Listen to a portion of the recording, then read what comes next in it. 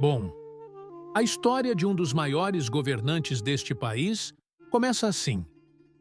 Dom Pedro II governou o Brasil de 23 de julho de 1840 até 15 de novembro de 1889.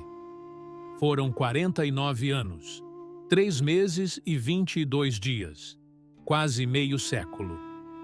Ele assumiu o poder quando tinha menos de 15 anos de idade, durante uma fase turbulenta na vida nacional, quando o Rio Grande do Sul era uma república independente, o Maranhão enfrentava a revolta da Balaiada, a sangrenta guerra da cabanagem no Pará mal tinha acabado, e a Inglaterra ameaçava o país com uma retaliação pelo tráfico de escravos.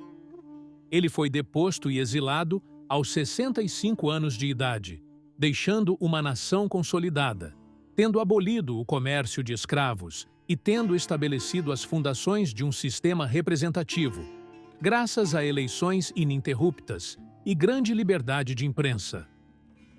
Pela longevidade de seu governo e as transformações que ocorreram ao longo de seu curso, nenhum outro chefe de Estado marcou mais profundamente a história da nação.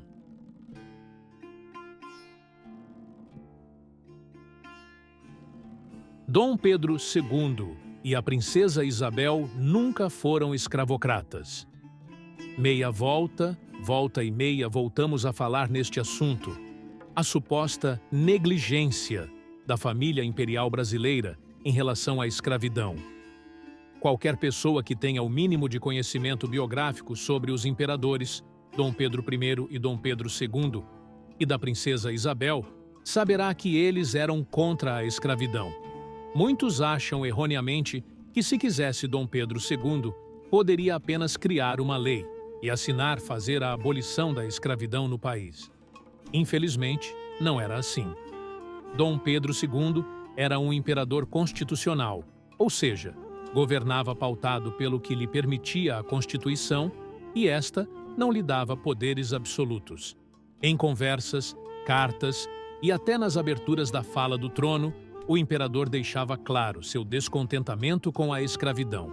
Dom Pedro e a princesa, Dona Isabel, sempre se cercaram de abolicionistas e, com o passar dos anos, deram apoio para que estes chegassem à política. Se faz necessário lembrar que a maioria dos políticos eram escravocratas e muitos viam os escravizados como um objeto e não como uma pessoa.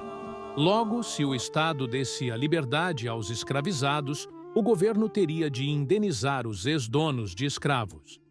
Pagar essa indenização era o mesmo que comprar a liberdade dos mesmos.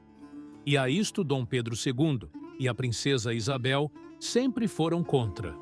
A abolição da escravatura foi sendo feita gradualmente com leis que prepararam terreno para a Lei Áurea em 1888.